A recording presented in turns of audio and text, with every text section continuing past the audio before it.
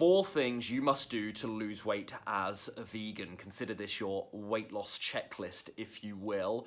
Of course, there's slightly more to it than simply the 4 tips I'm going to share, but these I think will get you up and running for starters. Number 1, of course, understand that being vegan is not enough. There are many foods, as I often warn, under the vegan umbrella that are neither weight loss nor health friendly, certainly here in the UK at least.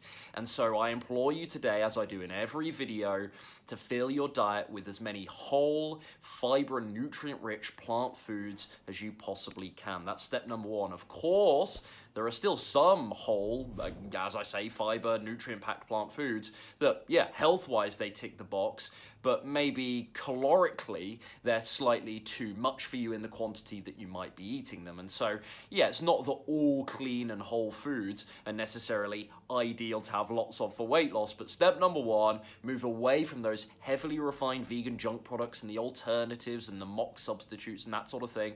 Not all of them necessarily. I'm not going to lump them all into one category. Some are admittedly better than others, but as a general rule, move over to whole foods, step number 1. Number 2, maybe consider the possibility that you're drinking too many calories. Now again, this is case by case, and I am a great advocate of things like smoothies, juices, and kombuchas. Great way to get plenty of good nutrients into your diet. But again, it's simply a rule of thumb. Some people treat something like smoothies as a filler between meals, or even just a regular drink that they have on the side of meals, and unbeknownst to them, it's adding 400, 500, 600 calories to their daily diet in excess, and maybe that isn't necessary. Maybe for some people it is necessary. Maybe for some people they can have plenty of smoothies and still lose weight at the same time. I'm not saying that's impossible, it's entirely plausible.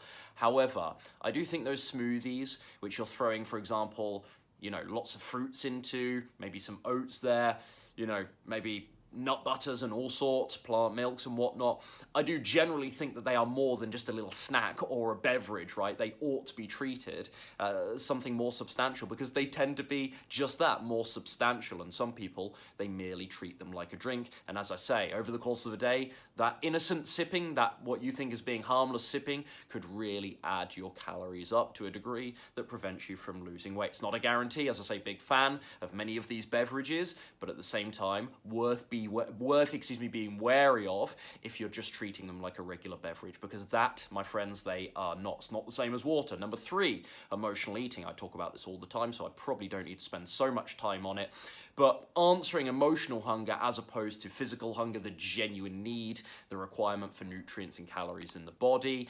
Instead, perhaps turning to food when you're not actually physically hungry, as I say, in times of maybe stress or boredom or loneliness, to soothe or comfort these uncomfortable and overwhelming feelings. Of course, this can take you above and beyond what you need in terms of, again, I'm sorry to keep mentioning it, I know I sound like a broken record, but calories.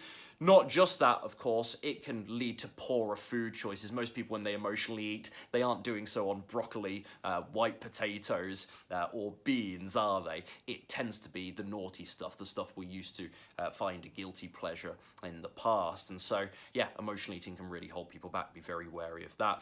And finally, number 4 here, in a similar vein to some of the other things I've already mentioned, just as a general rule, keep those portions in check. The amount of new vegans and plant-based dieters that seem to be under the impression that calories don't matter all that much and you don't need to be considerate of them, and the portions don't matter as long as you're eating the right plant foods. Ooh, this is a lot of people that come to me under that impression.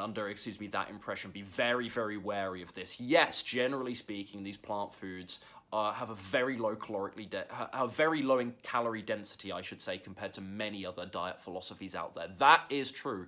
Yes, it is also true, therefore, that you can eat fairly, what I consider to be very generous portions with this way of eating and still lose weight at the same time. Entirely possible to feel greatly full and satisfied with this approach compared to others. That has been my experience and the experience of my clients. Yet, as much as I believe that to be true, simultaneously, calories and portions still matter. There are still some folks out there who are eating lots of the right foods, they're eating with the fundamentals of this way of eating as they learn them online, but still overeating on the calorie front. Okay, arguably it's harder to do with this approach to nutrition, but it's still possible, let me tell you folks, because I get DMs on Instagram every day from folks in this situation. So yes, portions and calories still absolutely matter.